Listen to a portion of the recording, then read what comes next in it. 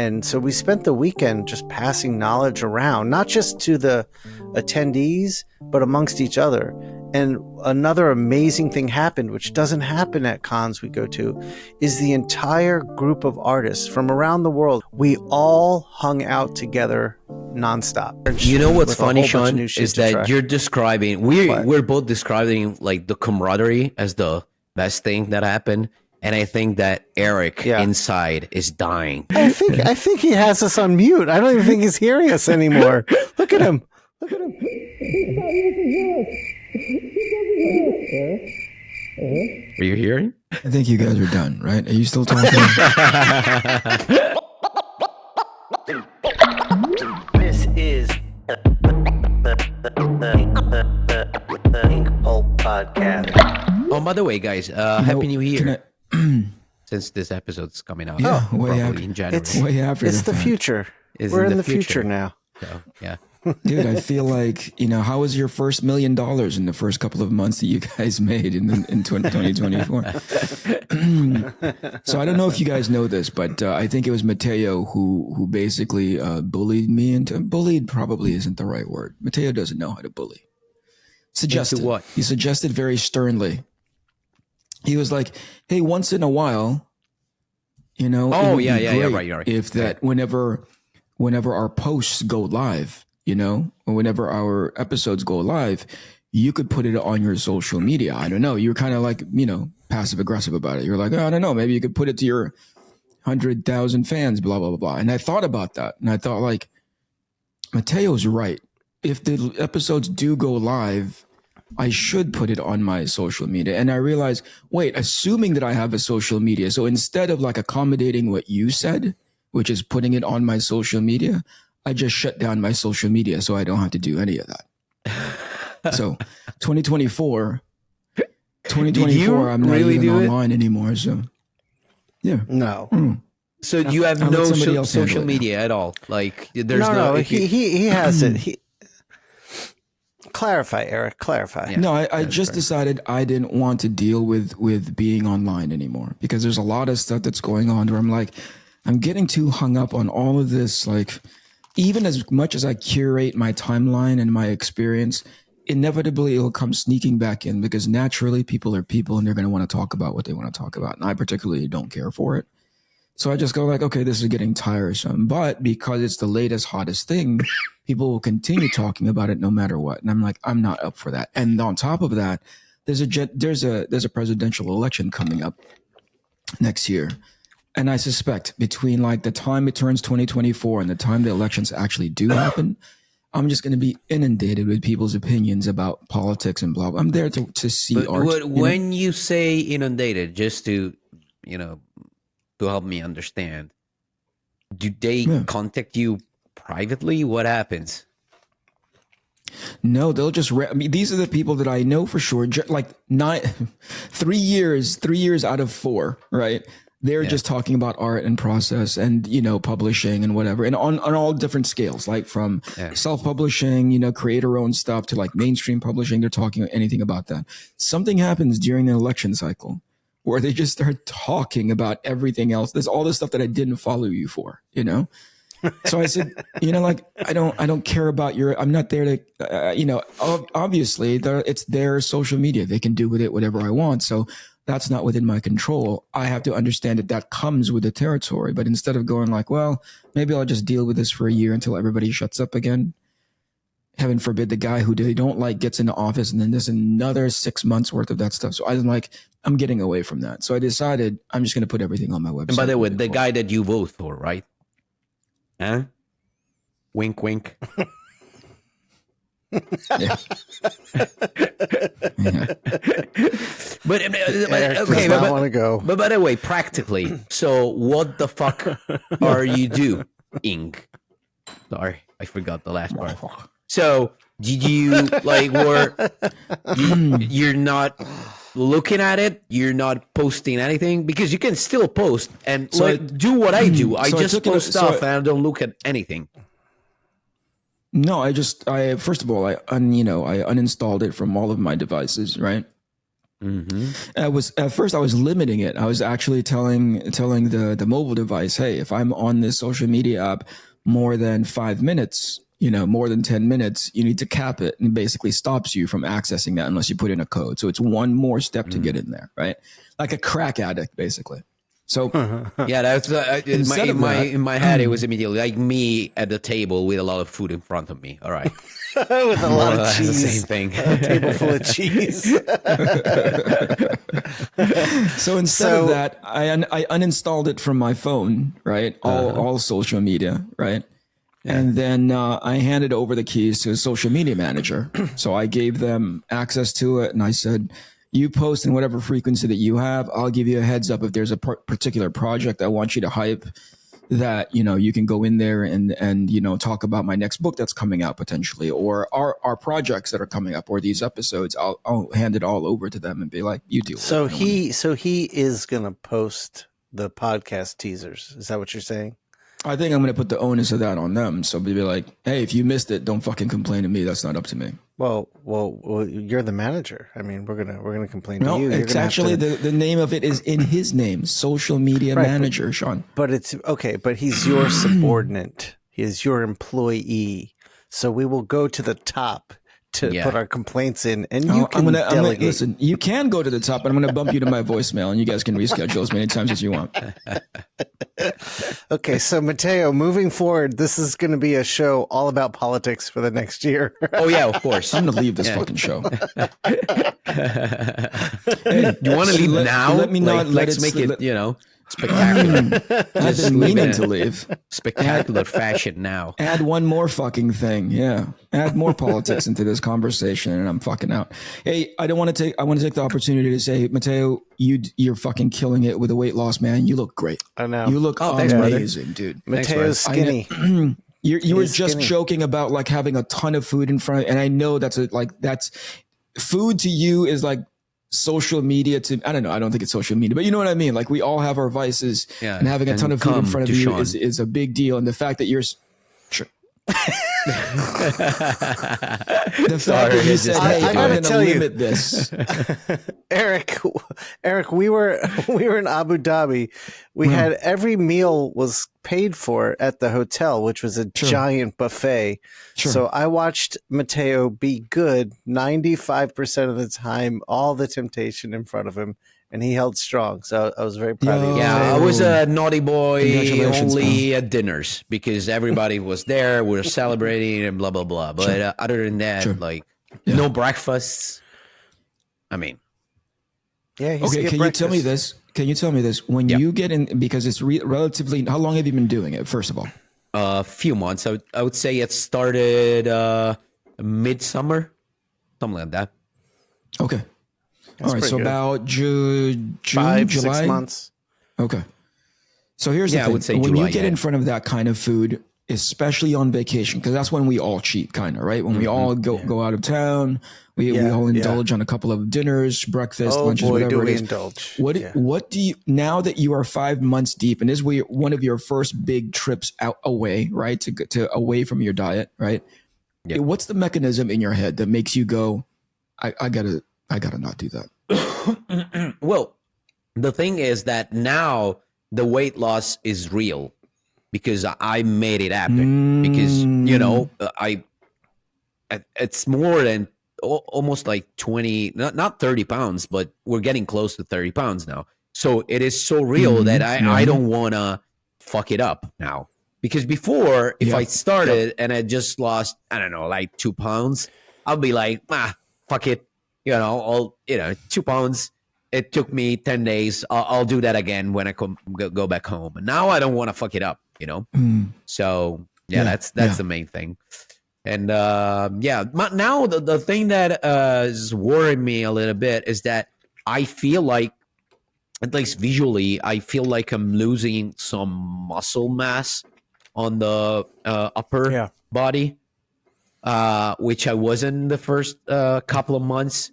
So I gotta see how to balance that, because I'm still going to the gym and I feel like my strength is still increasing, but I don't see it visually. I don't know. To me, it looks like I'm losing some muscle, but we'll see. Might be a nutrition issue. That might be a nutrition issue. You might need more protein or something. What I'm trying to do is and just what's a great source of protein, Matteos. The thing that you love, yes. But the Shawn's diet is the new diet. People just drink like a gallon of egg whites in the morning. Well, it looks like that, more or less the same amount of protein, but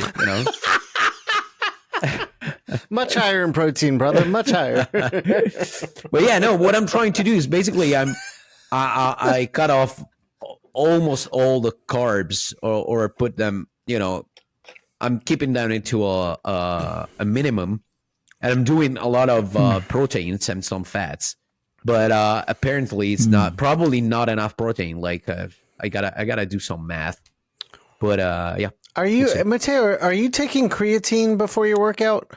No, just how do you call it? Whey. Yeah, I'll be right back. The whey protein. Yeah. I would say add some creatine. You're going to see some good gains, like some good muscle building. Creatine, that stuff helps a tremendous amount. Creatine, and your workouts get better. Which is where did Eric go? Right.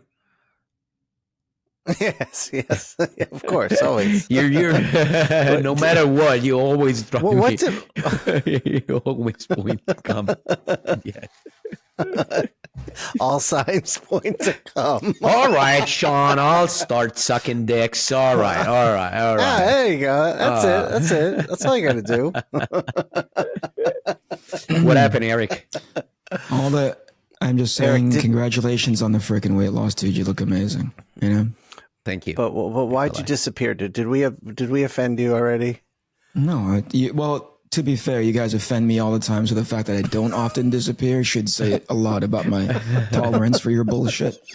I was just looking for something around the room. Oh, okay. So I think today we should talk about our trip. Okay. To Abu Dhabi. All right, we're 12 minutes in. Let's go. We got a lot to talk about. Do we? Matteos, you want to kick it off? No. You start. I'll Okay. The trip started off great. I was flying from Atlanta to JFK, and Stelfreeze was on my flight, and we were meeting up with Jason. And in the airport, we also bumped into Corin, who we had on the show, who was going to Abu Dhabi. And then we had our long-ass flight to Abu Dhabi. And I had a few edibles with me to get me there. I knew once I landed in Abu Dhabi not to have any weed on me. So I ate it all. Jason had some, and we slept okay for the ride out there. Got there about 11 a.m. on Tuesday, and Matteos was arriving Wednesday evening.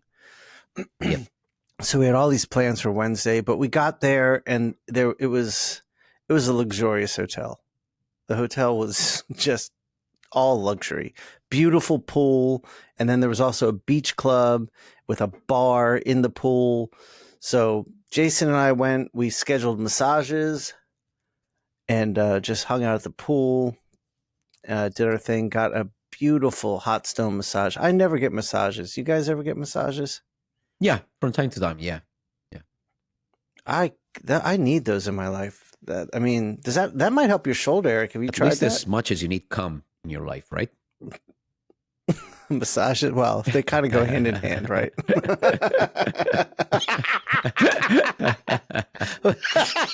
We lost him again. All right, Eric. I'll stop with the cum jokes. All right, come on back. All right, here he is. Come on back. So, come on my back. So the next day.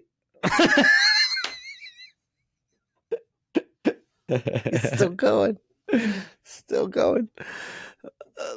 So Ramon Perez was coming out too, and one of his studio mates, Dinesh, was coming out with him. He was another guest of the show, and Dinesh is from Dubai, so he knows the area. So he planned this whole Dubai trip on that Wednesday. He basically was the Shawn for this trip. Yeah, but Dinesh, he fell apart. It didn't hold together. He tried to be the Shawn. Tuesday, Jason. There's only one. He tried. It's not. There can be only one. So Tuesday, I kind of realized like I never get like some downtime, some nice time to chill and relax. And so when Ramon and Dinesh came in, I was like, hey guys, I think I'm going to bow out of the Dubai trip. I mean, I wrestled with it because it's like, this is my chance to see Dubai. I didn't know if I'd get another chance to see it. And Dinesh was like, okay, actually, I get it, because they were at the pool too. And they're like, yeah, let's just chill today. We'll do that on Monday. And there was a plan to go see the world's largest mosque on Monday. And he was like, we can do it all. I was like, all right.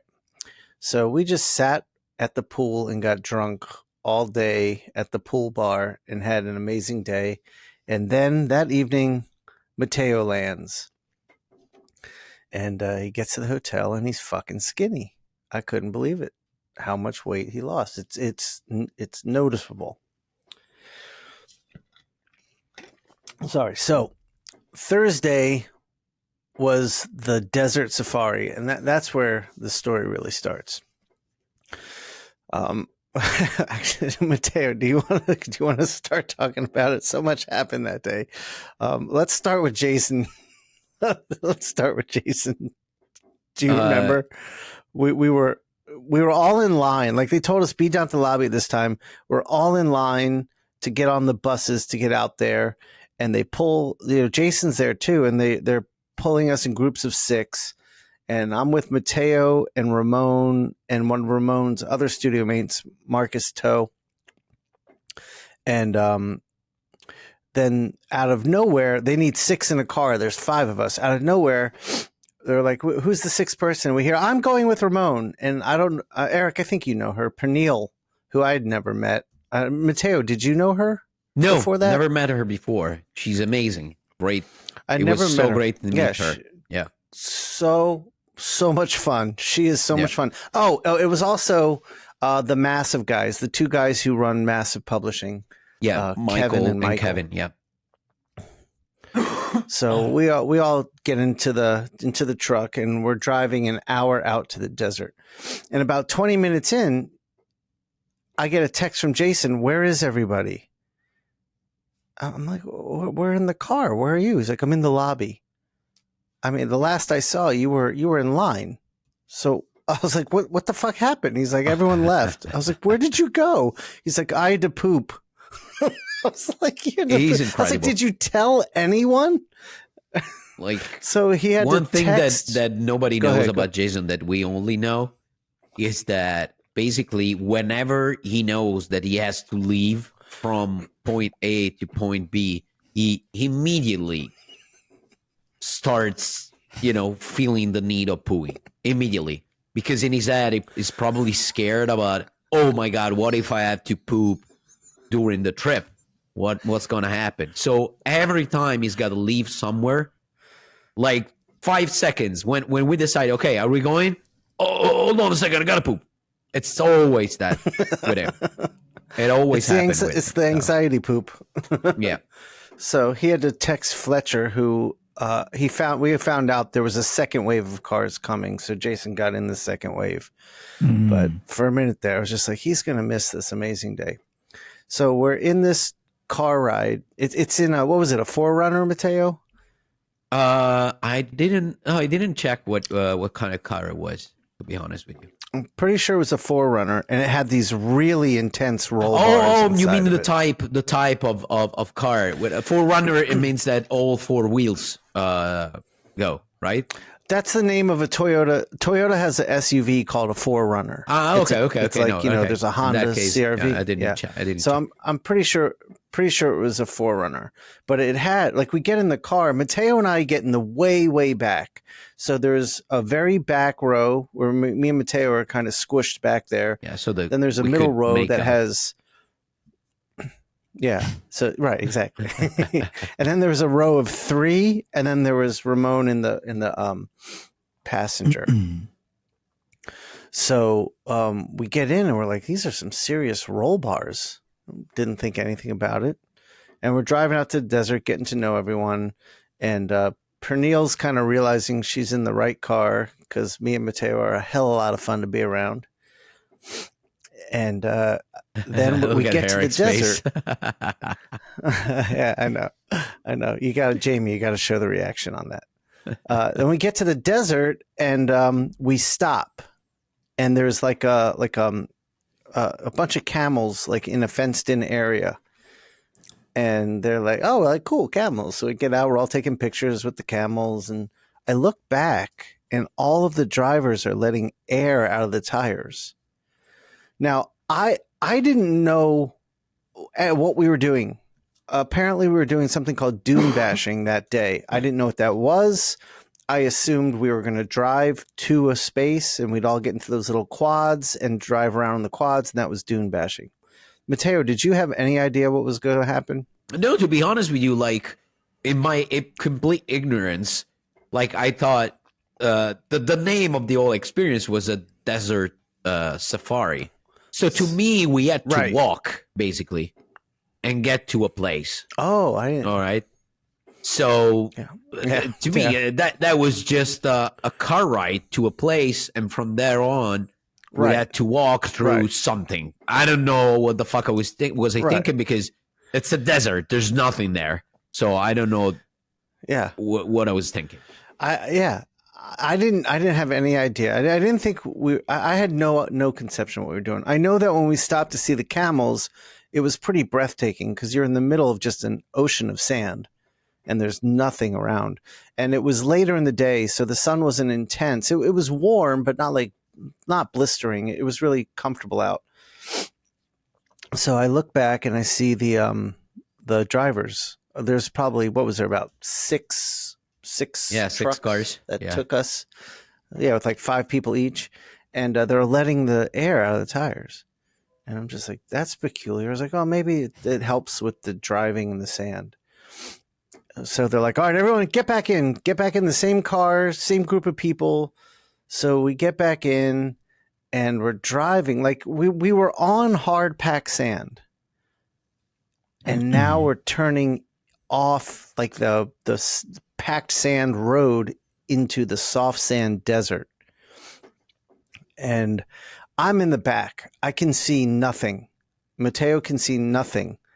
And all of a sudden it just feels like we are sliding down the side of a massive dune. And that's exactly what we were doing. So we're just screaming. Matteos and I are like 2 little girls in the back seat screaming. Yeah. and so I start filming it, and that's what we have a clip of Matteos and my reaction. He's like, okay, let's go bones. What the fuck?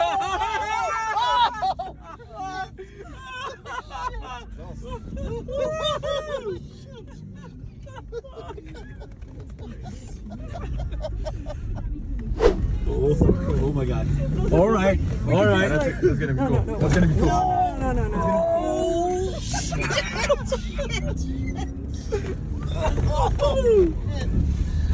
See, this is where I know I have that fight or flight thing, where I just go, I'm like totally calm, there's no fear. Look at the car. Yeah, it's so sick. It's not as bad when you see it from that angle. It is horrible when you see it from that angle. Yeah, it's fine. So for the next like 5 or so minutes, we keep doing this, and it's exhilarating. It was like a roller coaster feeling, but you're in a car, so you're kind of scared, and now you're like, oh, I see what these roll bars are for. But we're laughing hysterically and screaming, and at this point, like everyone in the car, it's a good trauma bonding moment, I think. So then we stop for a second, and the driver's like, look out your the side of the car at the windows. Now Matteos and I are in the back, so we didn't know what was going on. We turn around and we see the other cars doing it, and you're literally going over the cliff of a giant sand dune and sliding down like horizontal almost, and you feel like you're going to roll. So once we saw that, we're like, all right, this is what we're doing. And the fear kind of left, because I'm like, this driver does this every day. This is the tour. And by the way, sorry to interrupt, Shawn, but I spoke to somebody recently about this experience, And this person was like, well, a friend of mine broke her neck during an accident doing that thing, doom bushing. And there's a lot of accidents doing those things. So it's not something that I would recommend doing. Okay, well, good to know now. Yeah. I'm glad I didn't know that ahead of time. We were lucky. Because I was literally like, I thought we were going to flip at certain points. I thought we were going to flip. Yeah, that's what the rules What were you thinking, Matteo? Are there for? Yeah. In case something goes wrong. Like, this is it. But so as we're doing this, I start to picture Jason. What is Jason experiencing right now? Because Jason doesn't like probably it was a great idea to take a poop before leaving. Yes. So we did that. It was a lot of fun. Ramon got footage because Ramon was in the passenger seat. So what Ramon saw was us creeping up the top of a dune and just seeing an edge. He couldn't see past it. And he's like, holy shit, we're going over this edge. So I have video of that too. So Ramon's vantage point was terrifying, but also to be in the back and just all of a sudden feel like you're falling was crazy. So that kind of got all our adrenaline up. We were having the best time. And then we get to, I guess I'll call it the camp, where we're going to spend the rest of the evening. And it's just like tents, like a little tent city. And there's a stage in the middle, and there's like tables all around real low to the ground. And you're sitting on cushions, and there's like a tarp over the sand, like an inch thick tarp. And there's like a hookah area, which they call shisha. And there was a little bar area, and there was like an area to get like the robes and the scarves, and the guys like put it on you. So like Ramon and Juan Gedeon got the scarf and had it wrapped around their head.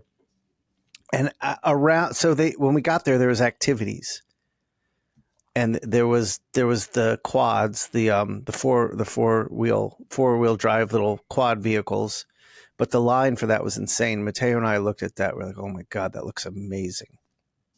But we couldn't get on it. And then there was a camel ride, which you're like, that's lame. The camel just walks around in a circle. And then on the other side, people were sandboarding, like snowboarding on the dunes.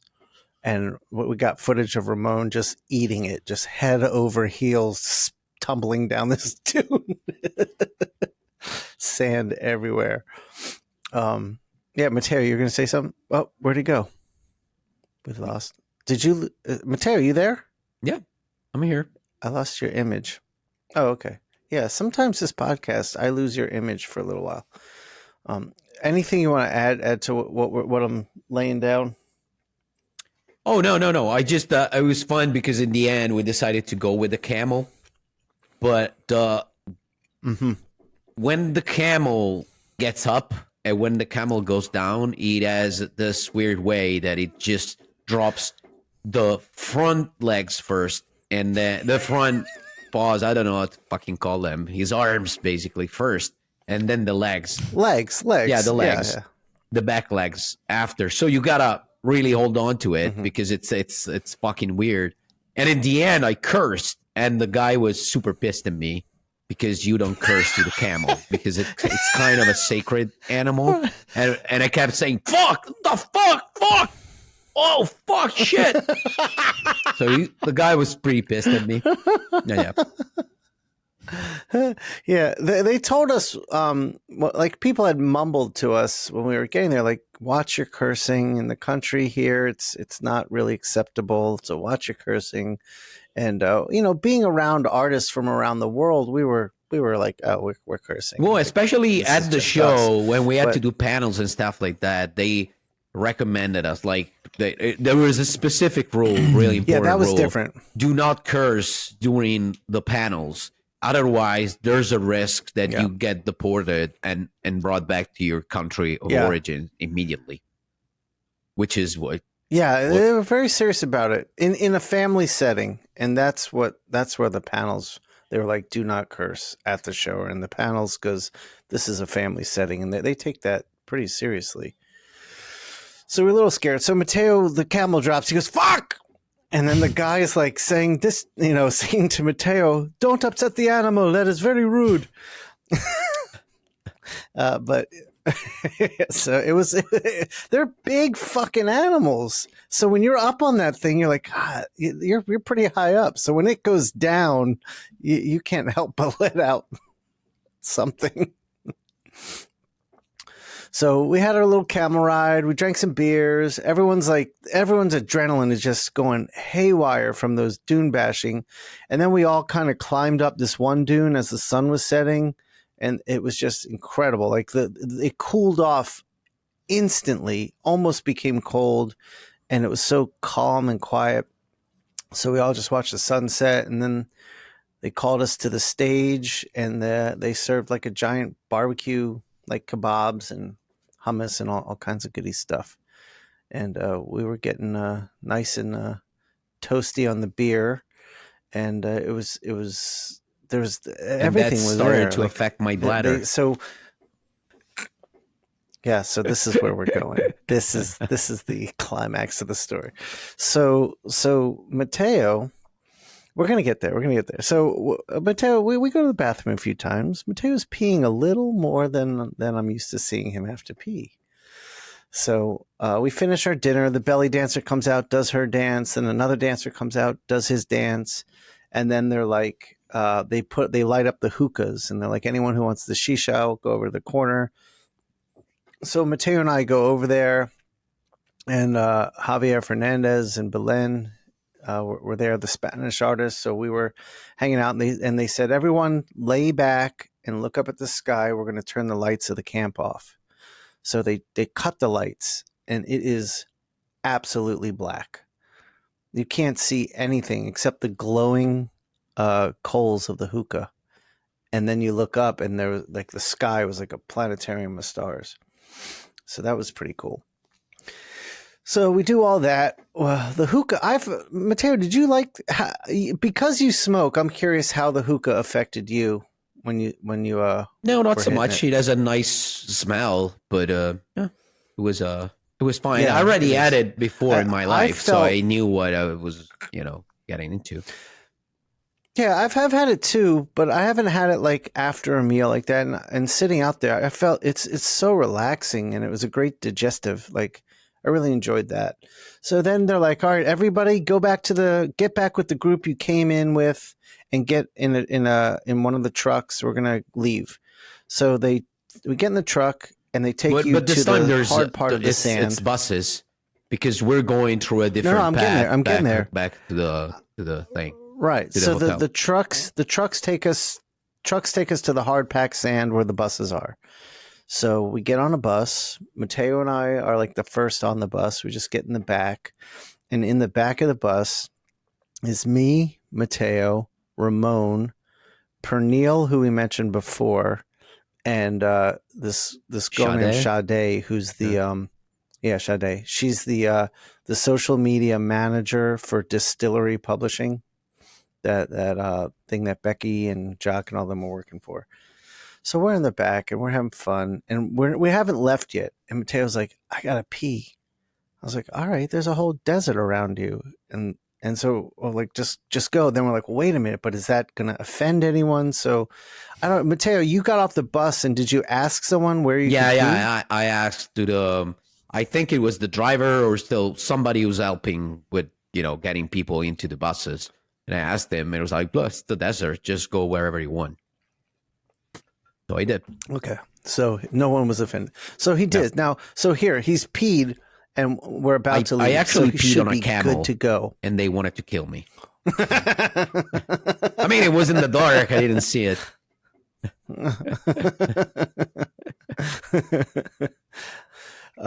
So he should be good. He's peed. We've got, from what I remember earlier, we've got about a 40-minute ride. Yeah, I would say like 50 minutes. Let's say. Yeah. Yeah, so we should be good. 10 minutes into the ride, Matteos looks at me. He's like, I gotta fucking pee again. I'm like, okay, we're gonna just hold it. He's like, no, I gotta go really bad. And I look over, and he's pinching the head of his dick through his pants, holding it. That's what I do. I was like, you really got to go. The urge. So I'm like, you really got to go. He's like, yeah, man, I don't know what I'm going to do. And so we Google like how long the trip is left. And it was like 40 minutes. And he was like in pain already. So I was like, all right. So I have a bottle of water. I down my bottle and I have an empty plastic bottle. I'm like, look, we can switch seats. Cause I was on the like side by the window and he was in the aisle. I was like, you can switch seats and you can take care of it. He didn't want to do that. So for the next 5 to 10 minutes, we're having this discussion about what to do and how much pain he's in. Finally, he's like, I'm just going to ask the driver if he can stop. I was like, yeah, if you got to go, you got to go. Especially because we still had like a good 35 minutes left on the trip. So, yeah. You know. And he was hurting. So Matteo starts to walk up to the front of the bus. And Ramon looks at me and is like, what's going on? I was like, Matteos, I was like, look, he's in a lot of pain right now. Like, he has to pee really bad. And they're like, he just went. I was like, I know, but this is a bad situation. One of those days. He's really got to go. So Pernille and Sade and Ramon and I are back there talking about Matteos comes back and you can just see it on him. He's in a lot of pain. So I have video of all of this from this point forward. Of Matteos coming back, and we all start joking about it, which is helping Matteos. Matteo's in on the joke, and by the way, the fucking driver told me, "No, we're getting close." Well, I knew that we'd still at like 30 minutes. I was like, "Hey, man, I'm in pain. Like, we gotta stop." No, we're getting to the hotel. This fucking asshole. So I had to resist another 30 minutes. So Matteos comes back. This is now the entertainment for the rest of the ride.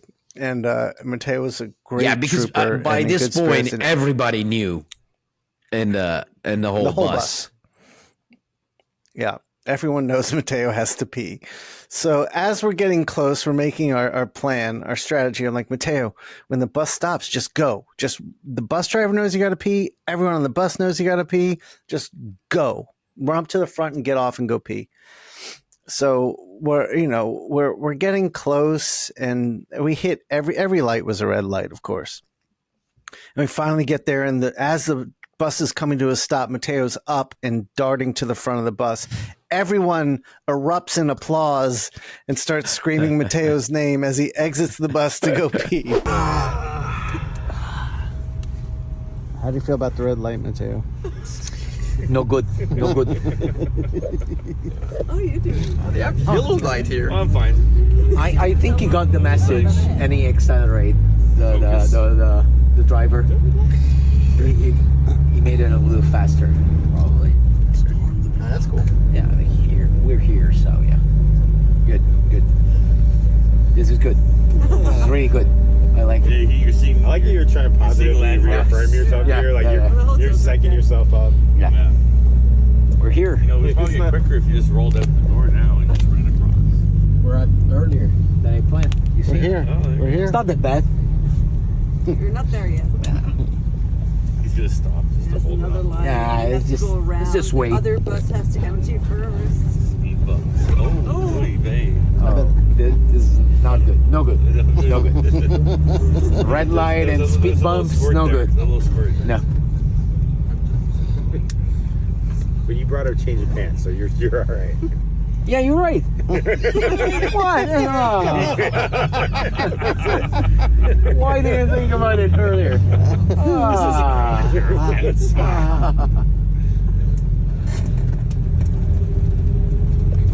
We're here. Awesome.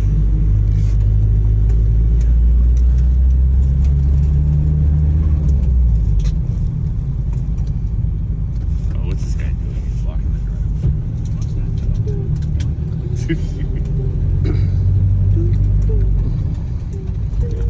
I feel like you're making it worse for her on purpose. Or is she making shit?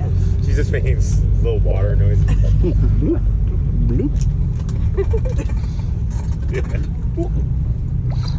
Just brake left. That's all I gotta say. Brake left. I really think you have to get up now. Oh no! Oh no! Well, I can ask him just to get out. Go. He's actually looking back. Look, he's giving you the thumbs up. No, this side. He just waited. Just wait. Go, Matteos! The whole bus is turning back. Like, go! No, we're rooting for me now. Yeah. Go, go, go! The story of this trip. Go! I like how you're stalling yourself. We should give him a round of applause. Absolutely.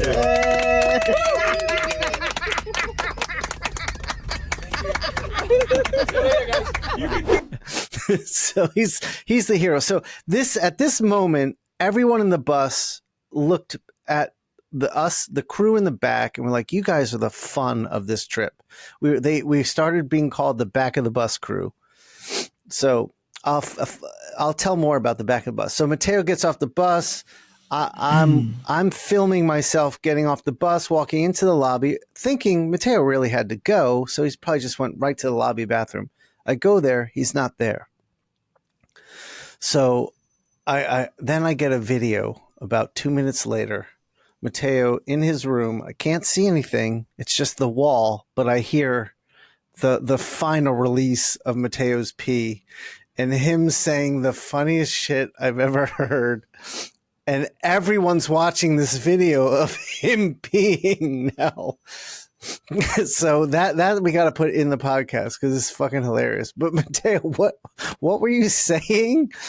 I just remember, oh brother, oh brother, yes, this is the sound of resistance. Do you hear this? This is the sound of victory.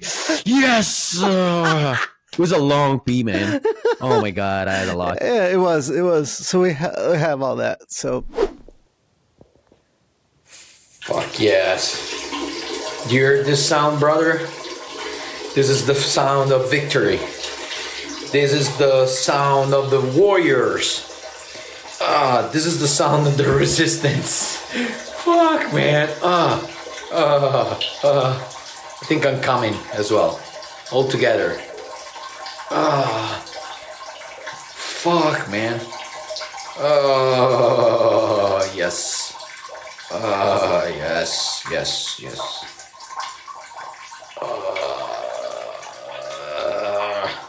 It never ends. Fuck. Woo! I made it. From that moment on, everyone loved us, and we had a lot of fun. So anytime they bust us somewhere, we were in the back. Also, the massive guys were in the back with us, too. So we had all these people wanting to come sit in the back of the bus, and we got called the back of the bus crew. We were the trouble kids. But we had a lot of fun on that. And then, did we have dinner that night again? No. I mean, well, somebody did. Yeah, I did. Yeah, we got to the table anyways. You didn't eat, I think, or you ate just a few things here and there, and I had dinner because I didn't have it. I mean, at the camp, the desert camp. If there's food, I'm eating it. And then the next day was the show starting. And Mateo, what did you think of the show? Okay, so the show, I want to say, amazing job by all the organizers, Fletcher and Momo and Mo and everybody involved. Yeah, they were amazing, and the show looked amazing. We had our own booth, unreal, perfect. The stages were amazing. Everything was incredible. The show, in terms of attendees, the show was a little slow, especially during the mornings.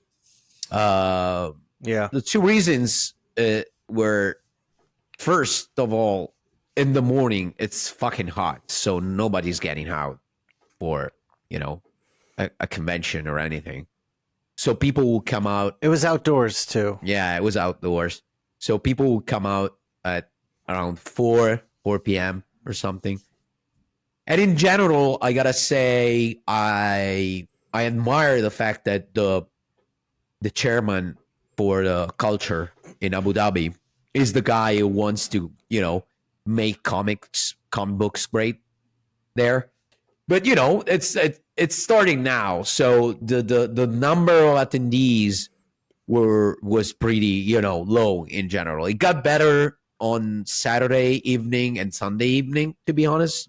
So, but it's a promising start. But it was right now it's still, it's still a little slower than planned, than I imagine, to be honest with you. But other than that, the show was amazing. Like, well organized, and probably another thing I gotta say, everything was organized almost at the last second. Even announcement for guests and everything, they announced everything. Every guest was announced like 20 to 5 days before the show, so probably that affected. That was a factor, probably. What do you think, Shawn? Sure. Well, yeah, I agree. So I went into the show with a typical mindset for the type of shows we do. Like, we're going to do commissions, we're going to sell art, and it's all about like working and making money. And so the chairman who Matteo mentioned, he's the chairman of Arts and Culture and Tourism of Abu Dhabi. And he has a passion for comics. And what he wants to do is he wants Abu Dhabi to have a comic book culture, a culture of creators, publishers, readers, everything. So he started a publisher with one of the organizers, and the publisher's called Sandstorm. And him and Momo works for them too, run this new publishing venture. And I think Bernard Chang works for them and some other artists. So then they said, once they got the publisher up and running, now we need a convention. So Sandstorm Comics put on a show called Storm the Block, and that's the con we went to. So they tell everyone the show starts at 2 on Friday. They want everyone set up by noon because the chairman's going to come around before the show's open and meet the artists and talk to you, and you'll get like some one-on-one time with him. And then we found out, well, at 11 o'clock, the chairman's giving a speech, so you got to be there for that. So we got in there at 9:30. I thought we were just going to set up and then go sit by the pool for a few hours, but everything kept unfolding and we didn't really have time. So we set up, and then the chairman gives his speech to us, which I found really, really moving. And it was just a speech about how important comics are and how important creatives are in this time, and how artists and creatives can bring people together, and there's power in storytelling, and comics is a universal language. It's not limited to a culture. It was a really nice speech. And it kind of like, it sat in my head like, oh, that, never heard a con organizer talk like this.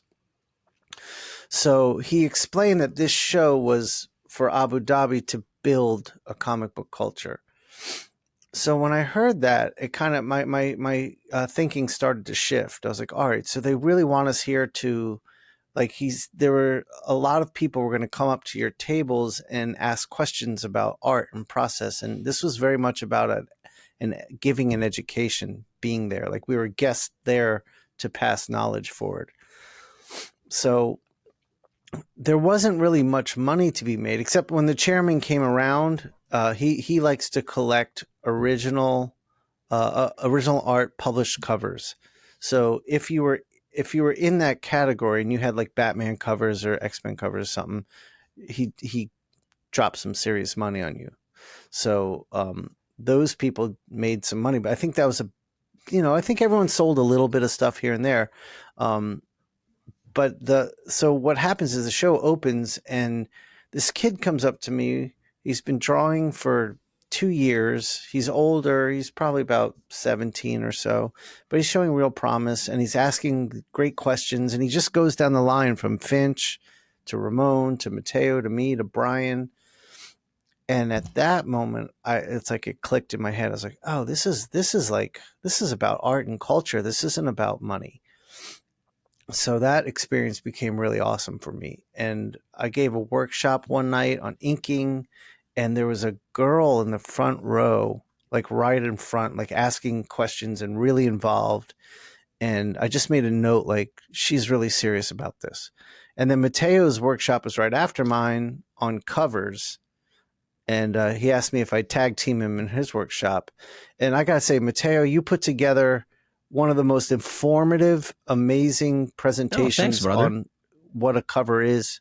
I really, will you send me that PDF? I really want that, because as I'm getting into doing more cover work, there's so much information there I need to thanks, really man. focus on. It was actually really useful. At first, when they told me to do that workshop, like they told me a week before the show. So I was like, fuck, now I gotta, build a whole workshop on how to make covers. And that was at first my reaction was like, you know what, I'm gonna tell them that I can't do it because I don't have enough time to, because in my head, like I've always done covers by looking at other covers and then trying to learn what makes them cool and just try to do the same thing with mine, So that was basically it. And in this case, I had to formulate I had to create all a theory behind it and rationalize what my process was. But at the end, I was like, you know what, fuck it, I'll try and make it. And I ended up really liking the whole process of trying to understand why I do certain stuff instead of certain other stuff, and depending on the cover I have to do. So yeah, it was a nice thing, but we'll probably we'll do something with it maybe along the way. Yeah, I think we should film like you walking through it, and maybe you should use that somehow. It was so informative, and it just made me realize how ignorant I was when it comes to doing covers. So I would definitely want a copy of that PDF. But so in that presentation, that same girl was front and center. So we end the show that day. We have our dinners. The hotel had like a huge buffet, and it was like all different types of cuisines.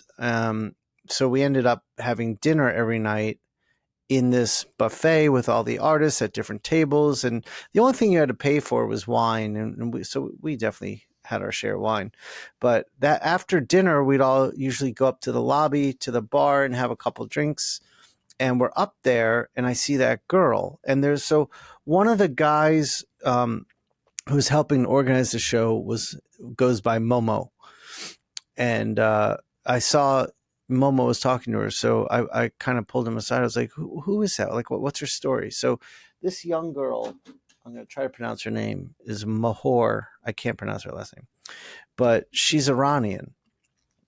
And where she lives, she's not allowed to have social media. She's not allowed to make comics. In the extreme Muslim views, you're not allowed to draw people. That's considered an act of creation, and that's only for God to do. So then I come to find out by the way, the full name is Mahor Purgadim. Yeah. I mean, I have her card right here. Yeah. So she's very vocal and spends her time fighting for women's rights in Iran, which, from what I heard, so when she tells her story to everyone's just crying. But I can't remember if it was a friend or another student where she goes was fighting for women's rights and got killed for doing so. So this girl is doing a graphic novel about that. And she gets on Instagram. She has a way of like going to a public space using a VPN and getting onto Instagram and posting. So this little girl is like risking her life to do this comic. It's pretty wild. So it just kind of, for me, like this whole trip was kind of like really eye-opening and spiritual in weird ways, where I kind of got back in touch with myself, like, because I've just spent so much time like worried about money, and here I'm like, this is so much bigger than that. And I felt really good about coming back to that realization.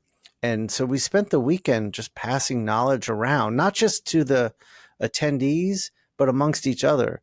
And another amazing thing happened, which doesn't happen at cons we go to, is the entire group of artists from around the world. I mean, there was German artists. Pernille lives in Kenya and Africa, and there was the Spanish crew. There were Italians, there were Canadians and Americans. We all hung out together nonstop and all became friends with each other. And it was this amazing like coming together of creative community that felt so good to be a part of. Did you feel that, Matteo? Oh yeah, it was great. It was great. I would say for me, like the highlight is was the camaraderie that formed during that weekend. I agree. Definitely. It was really something special, and it just made me take a step back, because everything I've done has been so business focused that this kind of reminded me there's something bigger at play here, and grounded me in a way I think I really needed it. So I came home feeling great from that. And that we have a text thread on WhatsApp. It's, I don't know how many people on it, 30, 40 artists, and everyone's still talking to each other. So that was pretty amazing. And I sat down with Stell Freeze. I got a quick little lesson from Brian, actually 2 things I'm going to try. And I sat down with Matteyo and Matteo's cover workshop was a lesson unto itself, but I also talked to Matteyo about thumbnails and composition stuff. So I came back charged. You know what's funny, Shawn, is that you're describing, we're both describing like the camaraderie as the best thing that happened. And I think that Eric inside is dying by hearing these things. You know, his black soul is having a bad allergic reaction to people happy all together from all around the world. I think he has us on mute. I don't even think he's hearing us anymore. Look at him. He's not. He doesn't hear us. He doesn't hear us. Eric? Are you hearing? No, his brain muted us as soon as he was hearing the words like friendship, camaraderie. He just like, shut it down. Shut down this nonsense. Shut down this happiness and people getting along with each other. I don't give a shit. He's going to slowly pull the black hood over his head. I think you guys are done, right? Are you still talking? I think Eric's like, thank God I didn't go. Oh, yeah. From the first second you started telling the whole story. It was like, oh, fuck. Okay, next day. Okay, if they ever invited me, I know what to tell them. Yeah. So, but they said they invited everyone back next year. So, Eric, gotta go. Mm-hmm. You gotta come. I don't know if I gotta go, Shawn. Yeah, you do. You gotta go. You guys did great telling that story. Something about camels, something about legs instead of arms, something about but Mateo, I was worried about your prostate, buddy. You peed a lot that weekend. I don't know what happens. Like, are you back to normal? Yeah, no, absolutely. I have it like, I would say couple of days per year. I have one of those days in which I have to constantly pee, and especially if I start drinking a lot. But it's not the first time that I was having a few, but so sometimes that doesn't happen at all. But that wasn't the case this time. I had to constantly pee. So Matteyo left on Monday, and we all went to Dubai on Monday. And Dinesh and Momo organized the whole trip, where in the early part of the day we saw Old World Dubai, and then there's this giant structure in Dubai called the Frame, and if you stand on one side and look through it, you see the Old World, and if you look the other way, you see the New World. And it literally is like, Dubai feels like a science fiction city. It feels like the future. And Abu Dhabi and Dubai, they are amazing with everything they're doing. It's like the con in and of itself. It's like they decided they wanted to have a comic book culture, so that's why they threw this con. So I think the fact that it wasn't attended so highly didn't matter. They're like, this is the start. We're just going to keep doing it. They just have so much money in this part of the world, they can just make shit happen, and it's really impressive. So Dubai was awesome. The Old World felt great and was really cool to see, and then the New World was like science fiction. So it was all great. It was a great trip. All in all, good stuff. Good job. I agree. Oh, and by the way, on my flight back home, I had Valentino Rossi on plane, like 3 seats ahead of me. You said that. Who is that? You didn't tell me who that was. Oh, fuck's sake. Eric, do you know who it is? No, of course you don't, right? Mm-hmm. Oh, he's basically the most you said that famous motorcycle pilot. I don't know, rider. Oh, okay. In the whole history of motorcycles, basically. Oh, yeah. See, I don't know. I wouldn't. He invented motorcycles. Yeah, almost. So yeah. So he was there with his family and his whole team. And but you don't give a shit. So what the fuck am I telling you the story for? No, I love it. Yeah, you sent that. You sent that text, and I'm like, I don't know who that is. But the thing that happened was they did not let me on my flight home. Oh shit! I got right, stuck there for I forgot. Extra day. Yeah, that sucked. That was rough. What happened? So the day before we leave, we all get our boarding passes. Our flight leaves at 10:10 a.m.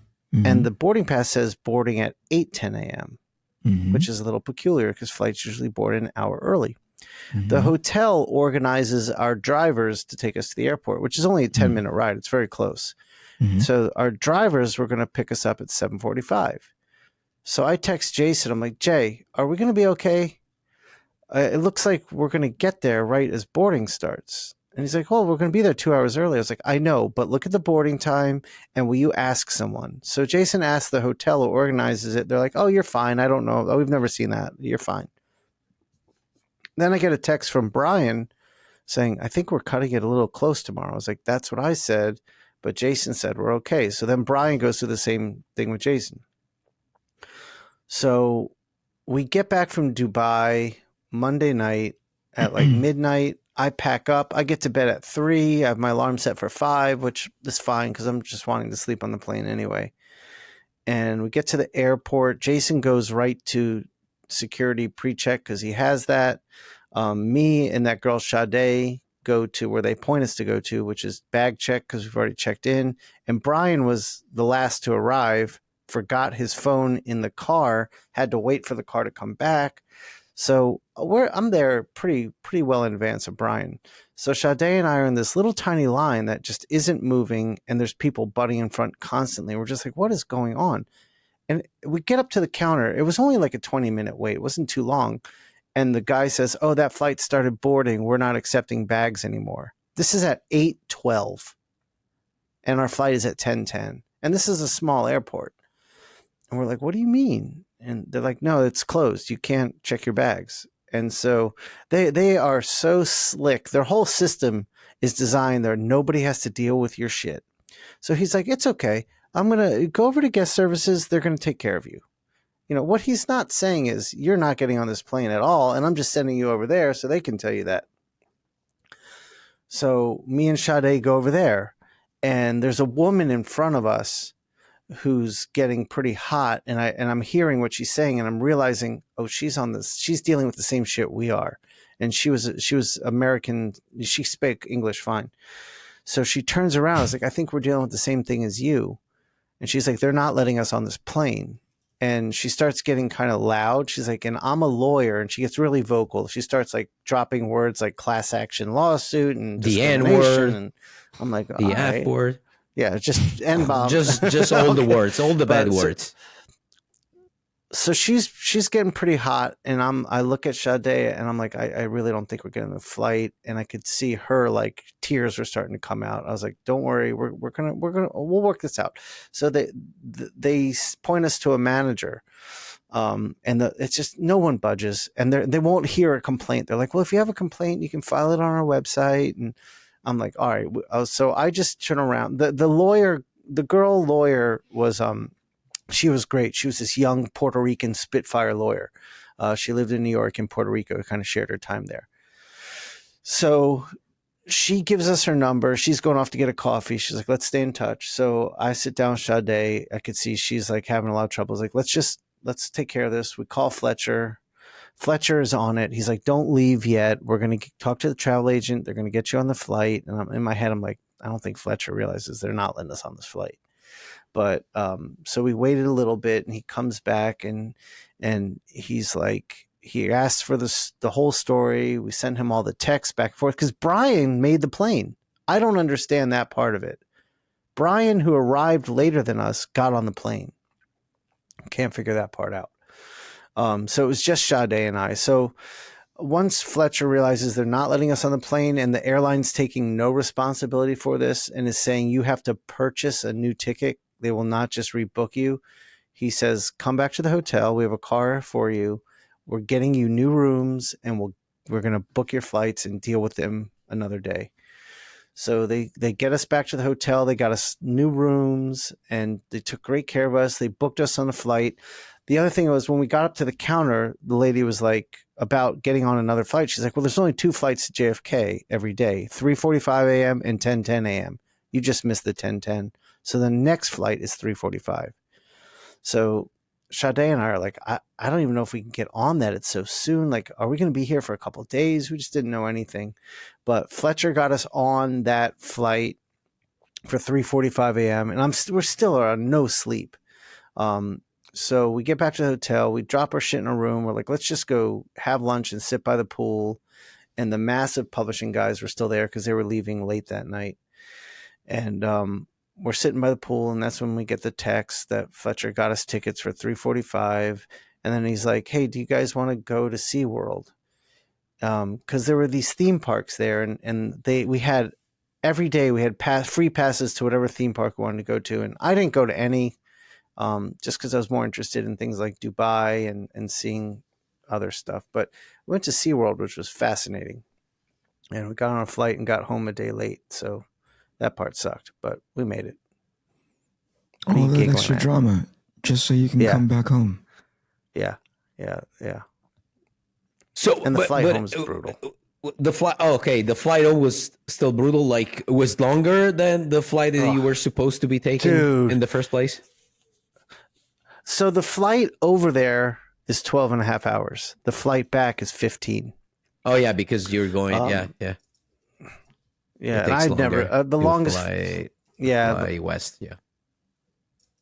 Yeah. So the longest flight I'd ever been on was like 12 hours. So the flight out there, I was like, I've done this, I can do this.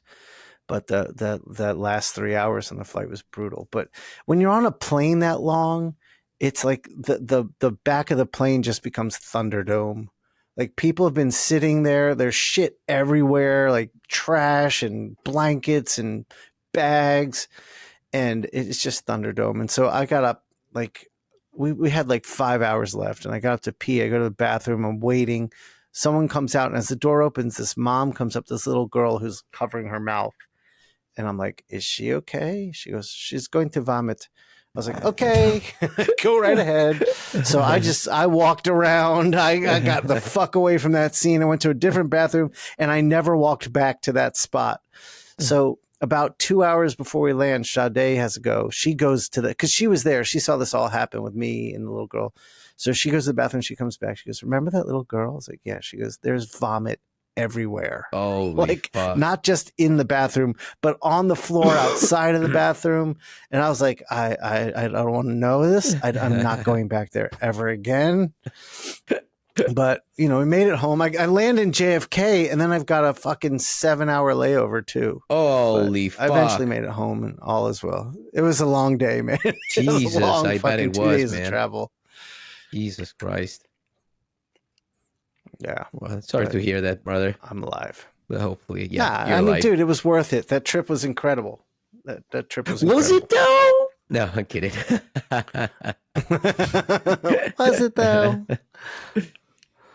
All right, kids, that's an hour. Thank you for telling me that story. We did it. I felt like I was there with you guys. Eric hated every second of it. I felt like I was there right next to you, cursing at camels and almost peeing my pants. Well, Eric, when you come back from the Philippines in late January, how long are you gonna be? How much time are you gonna be spending over there? A couple of weeks, starting mid-January. Okay, so in February, visiting my mom. In February, we'll record an episode. It's gonna be the Filipino special, and you're gonna be telling us about your old trip. It's going to be just as interesting as this conversation. I think Eric's saying this was a really dull episode. That's what you said. I said it was an interesting conversation. I think you're being sarcastic. I gotta eat. Hit the stop button. Right. We'll talk to you later. Okay. Oh, that's right. I'm in control here. I'm in control. All right. Thanks for watching. This is the Inkpulp podcast. This is the Inkpulp podcast. Comics, hip hop, life.